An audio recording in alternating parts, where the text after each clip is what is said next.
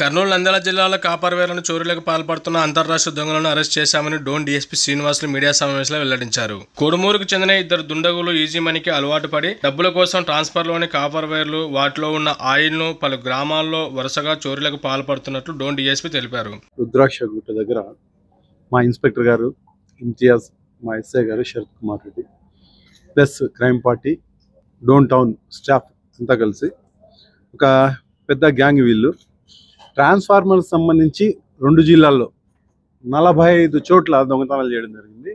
So దీని నుంచి ట్రాన్స్కోకు నష్టం జరిగింది, అంతకు మించి రైతులకు చాలా నష్టం జరిగింది. సో వీళ్ళని పట్టుకోవడం జరిగింది. వీళ్ళ దగ్గర నుంచి 4,48,500 రూపాయలు సీజ్ చేయడం జరిగింది.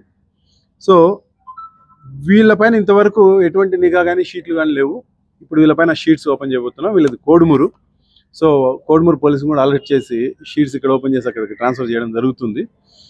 వీళ్ళు గతంలో ఇంకా చాలా కేసుల్లో ఉన్నట్టుగా సమాచారం ఉంది, ఇంకా విచారిస్తున్నాము.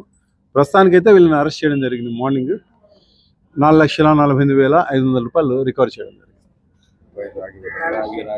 తర్వాత వీళ్ళ దగ్గర నుంచి రాగి, దీనికి సంబంధించి రాగి కూడా కంప్లీట్గా తీసుకోవడం జరిగింది. సో ఇంకా ఏముంది, ఇంకా ఎవరైనా వీళ్ళతో పాటు పార్టిసిపేట్ అయ్యారనేది విచారిస్తున్నారు ఇన్స్పెక్టర్ గారు, ఎస్ఐ గారు. విచారణలో తెలుస్తుంది. ఫస్ట్ టైం బయటపడ్డారు, ఎవరు పట్టుకోలేదు ఇంతవరకు. ఫస్ట్ టైం మా టీం పట్టుకుంది. సో 45 కేసెస్లో వీళ్ళు ముద్దాయిలు 45 చోట్ల 2 జిల్లాల్లో కలిపి.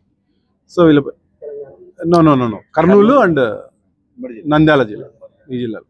వీళ్ళు ప్రాపర్ కోడుమూరు.